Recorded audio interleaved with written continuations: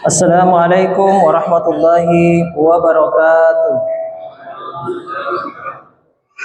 Bismillah, alhamdulillah, alhamdulillah alladzi ballaghana ramadhana wa jalahu sahra rahmati wa ghufran. Asyhadu an la ilaha illallah wahdahu la syarika la wa asyhadu anna Muhammadan abduhu wa rasuluhu alladzi la nabiyya ba'dah. Wassalatuhu wassalamuhu ala nabiyil mustafa khairil anbiya wa ala alihi wa ashabihi wa man tabi'ahum bi ihsani ila yaumiddin amma ba'd. Wa qala Allah ta'ala fi kitabihil karim wa huwa asdaqul qailin wa wassa biha Ibrahim banihi wa Ya'qub ya baniya innallaha astafa lakumud dina fala tamutunna illa wa antum muslimun. Shadaqallahul adzim wa sadaqa rasulillahil karim wa nahnu ala dzalika minasyahidin wasyakirin. Ma'asyiral muslimin wal muslimat rahimakumullah. Alhamdulillah, mari kita senantiasa bersyukur kepada Allah. Orang yang terbiasa bersyukur kepada Allah adalah orang-orang yang paling bahagia. Karena kunci kebahagiaan bukan karena kita punya banyak uang. Kunci kebahagiaan bukan karena kita punya rumah yang mewah, punya pangkat dan jabatan yang mentereng, punya kekuasaan, punya kekayaan, punya istri yang cantik, punya suami yang ganteng, ya, bahkan artis, ya, bukan itu kunci kebahagiaan. Kunci kebahagiaan adalah bersyukur. Sehingga hampir semua ustadz, semua kiai, andang gurutta yang berceramah, melaksanakan khutbah, melaksanakan pengajian, pasti yang dahulu diuraikan adalah tentang syukur. Karena syukur itu kunci bahagianya umat Islam. Kalau ada umat Islam, dalam kehidupannya itu stres saja, dalam kehidupannya itu susah saja, berarti itu ada problem dalam dia beragama. Karena Rasulullah Shallallahu Alaihi Wasallam ini tuh diutus sebagai basyiran wa nadhiran. Jadi sifatnya Rasulullah Shallallahu Alaihi Wasallam diperintah oleh Allah untuk menyampaikan pesan kegembiraan, menyampaikan kabar gembira. Artinya orang yang beragama Islam itu sudah dijamin oleh Allah mendapat kebahagiaan. Nah, kalau kita tidak bahagia, berarti bagaimana? Kalau umat Islam tidak bahagia, berarti bukan Allah yang keliru, tetapi ada yang keliru dalam cara kita beragama. Nah, sehingga selalu kita diperintah untuk mensyukuri nikmat yang diberikan. Fadhkuruni adzkurkum fashkuruli wala takfurun. Ya. Ingatlah saya maka saya akan mengingatmu. Ya. Artinya antara zikir kita, ingatan kita kepada Allah dengan ingatan Allah kepada kita itu seperti lampu dengan listriknya. Ya. Jadi kalau kita mengingat Allah, ya, maka itu pasti Allah mengingat kita. Berarti kalau kita berdoa dalam keadaan mengingat Allah, maka Allah pasti mengabulkan. Karena sudah pasti hukumnya begitu. Fadhkuruni adzkurkum.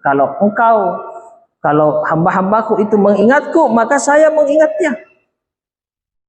Terus bagaimana caranya mengingat? Apa yang dimaksud dengan az-zikir? Bahkan dalam ayat lain Allah Subhanahu wa taala berfirman, "Fas'alu ahludz dzikri."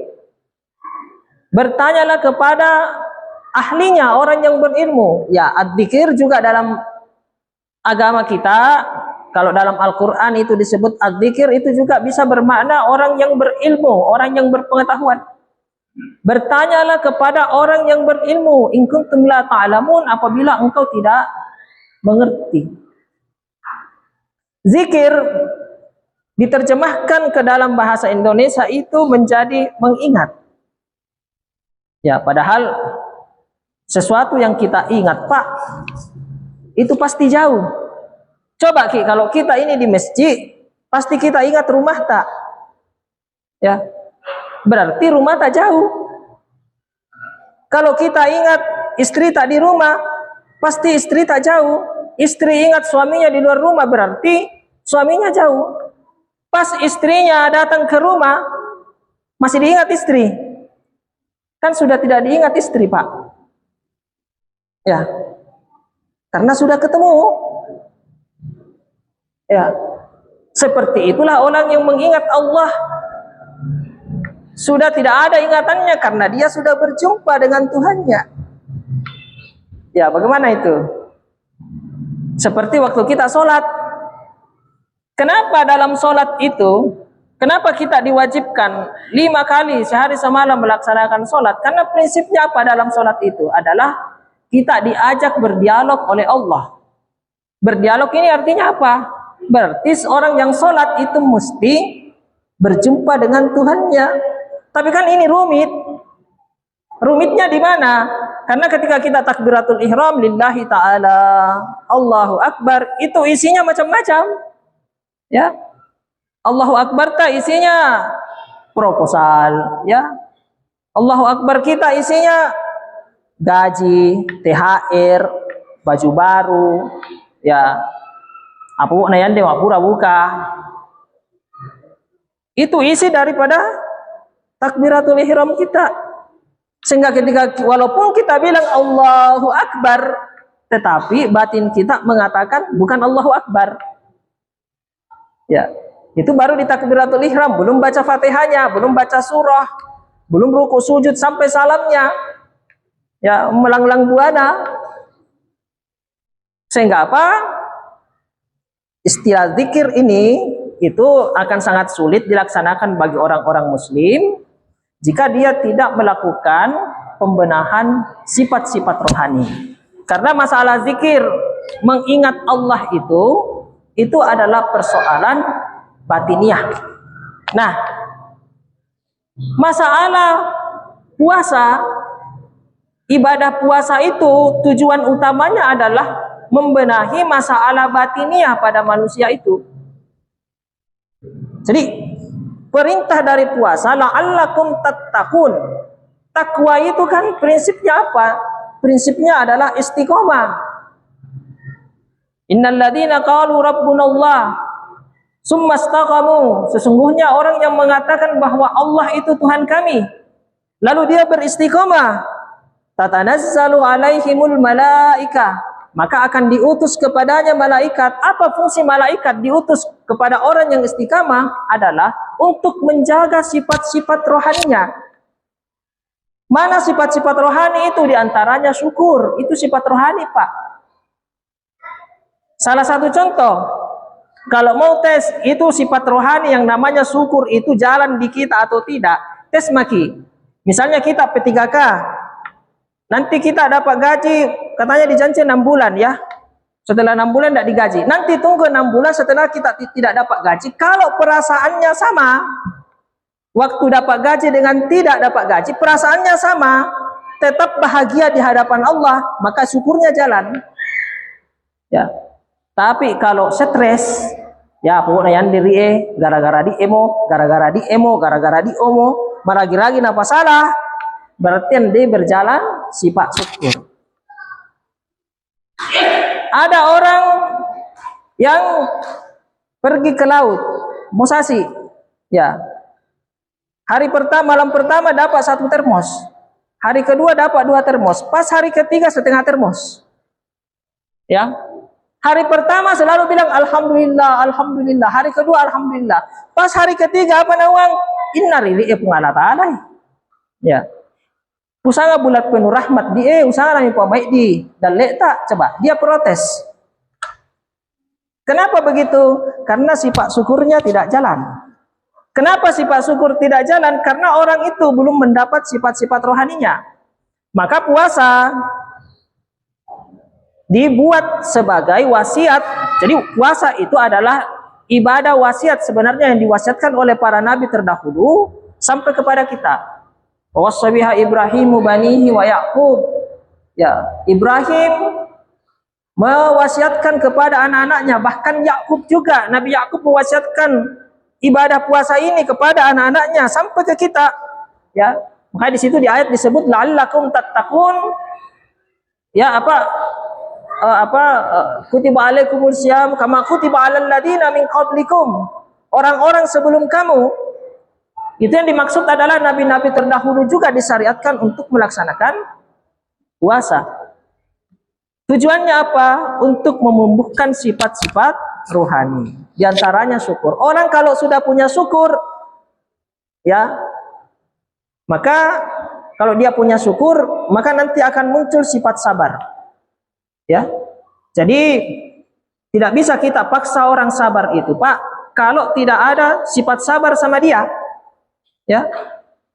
Jadi misalnya ada orang dapat masalah, kita datang sama dia, sabar ki, nah, jangan ki stres. Tidak bisa ki bilang begitu kalau tidak ada itu sifat sabar sama dia yang dipancarkan oleh Allah sama dia. Tidak bisa ki. Pasti stres terus. Makanya kaidahnya kalau orang datang ke orang depresi, misalnya ada keluarga tak depresi, jangan kita tambah kasih nasihat. Kalau kita kasih nasihat tambah stres. Apa metodenya kalau kita hadapi orang depresi itu? Datang saja, ajak cerita-cerita. Karena biasanya orang depresi malas mandi. Ya, mandi kok sedikit nak. Ya, kok mandi. Sembahyang kok. Jangan kasih macam-macam nasihat karena tidak ada sabar sama dia. Allah belum menganugerahkan sifat itu karena batinnya belum siap. Nah, maka waktu puasa kita diperintah untuk menjaga mulut kita. Waktu puasa kita diperintah menjaga pikiran kita, menjaga batin kita. Bahkan waktu puasa kita diperintah untuk konsentrasi hanya kepada Allah saja dalam 1 bulan itu. Ya, berarti tujuannya apa? Untuk membenahi sifat-sifat rohani kita. Karena yang membuat orang baik itu adalah aspek ruhiyahnya. Ya, meskipun orang itu pakai surban, pakai songkok, ya, rajin baca ayat, jago baca hadis, ngulik hadisnya jago, tetapi ternyata melakukan kemaksiatan. Kenapa? Karena baik buruk itu tidak ditentukan oleh pakaian. Baik buruknya orang bukan karena mukanya tampan atau mukanya jelek, tidak, tapi karena ruhiyahnya. Maka puasa itu membenahi sifat-sifat ruhiyah ini. Kalau ruhiyah tak baik, ya, maka yang keluar itu juga adalah kebaikan. Gambarannya kalau kita punya cerek di rumah, kalau cerek itu isinya teh manis, maka yang keluar adalah teh manis. Tapi kalau isinya air got, maka yang keluar air got juga. Begitulah kalbunya manusia. Maka kalau ada orang yang suka mencaci maki orang, ya, maka itu ada caci maki sama dirinya, Pak. Karena orang memberi apa yang dia punya. Begitu kaidahnya. Kalau orang itu punya sabar, punya syukur, maka yang dia berikan ke orang itu adalah sabar dan syukur. Maka dia bikin orang sabar. Kalau ada sabar sama dirinya. Tapi kalau ada jengkel sama dirinya, ya, ada ghibah dalam dirinya, ya, ada hasad dalam dirinya, maka dia bikin orang hasad. Karena orang memberi apa yang dia beri. Seperti itu kaidahnya dalam agama. Nah, karena itu kita sudah masuk ke 24 ini, besok kita puasa ke 24. Semoga puasa kita ini bisa membuat kita menjadi orang-orang yang sabar, ya, dan syukur. Itu saja dua dulu, karena itu akhlaknya Rasulullah itu banyak sekali, Bu, Pak, ya. Ya, orang kalau sudah punya syukur muncul sabar. Kalau dia punya sabar, dia qanaah. Qanaah itu menerima. Apa yang dia dapat dia terima. Kalau dia sudah qanaah, dia ridho. Ridho itu orang kena penyakit dia terima. Dia anggap penyakit itu datang dari Allah. Ande memo. Ya, ridho. Setelah ridho baru muncul ikhlas. Malah karopa. Setelah ikhlas baru ada istiqomah. Panjang sekali. Ini butuh yang namanya suluk atau perjalanan rohani dan bimbingan para guru yang kompeten di bidangnya. Karena itu, semoga puasa kita ini, bulan puasa ini betul-betul menjadi madrasah, betul-betul menjadi pesantren bagi kita. Jadi Allah membuatkan kita pesantren dalam sekali satu bulan dalam setahun. Tujuannya apa? Agar supaya kita bisa menjadi orang-orang yang baik. Kalau kita menjadi orang baik, maka di kampung itu, di wilayah itu, kalau satu masjid ini menjadi orang baik, maka di seluruh sekitar Masjid Syuhada 45 ini akan penuh dengan cahaya, penuh dengan kemuliaan dari kemuliaan orang-orang mukmin, di mana kalbunya orang mukmin itu adalah pancaran dari sifat-sifat rohani baginda Rasulullah Muhammad sallallahu alaihi wasallam, sebagaimana hadis Rasulullah sallallahu alaihi wasallam, "Innama bu'istu liutammima makarimal akhlak." Sesungguhnya saya diutus sepenuhnya hanyalah untuk menyempurnakan akhlak, perilaku dari seluruh umat manusia. Sekira demikian, semoga bermanfaat. Semoga seluruh yang hadir mendapatkan berkah, mendapatkan rahmat dari Allah Subhanahu wa taala. Semoga kita semua yang hadir pada kesempatan ini mendapatkan inayah, mendapatkan hidayah dari Allah Subhanahu wa taala, mendapatkan syafaat dari baginda Rasulullah Muhammad sallallahu alaihi wasallam. Seluruh penyakit kita diangkat oleh Allah, dan insya Allah seluruh utang kita dibayarkan oleh Allah Subhanahu wa taala, dan insya Allah seluruh generasi muda kita, anak-anak muda kita, laki-laki dan perempuan, dipasangkan dengan laki-laki dan perempuan yang soleh dan soleha, jauh dari narkoba, jauh dari gerakan-gerakan makar, jauh dari gerakan-gerakan teroris, sehingga semuanya menjadi generasi yang bermanfaat untuk bangsa dan negara. Demikian, semoga bermanfaat.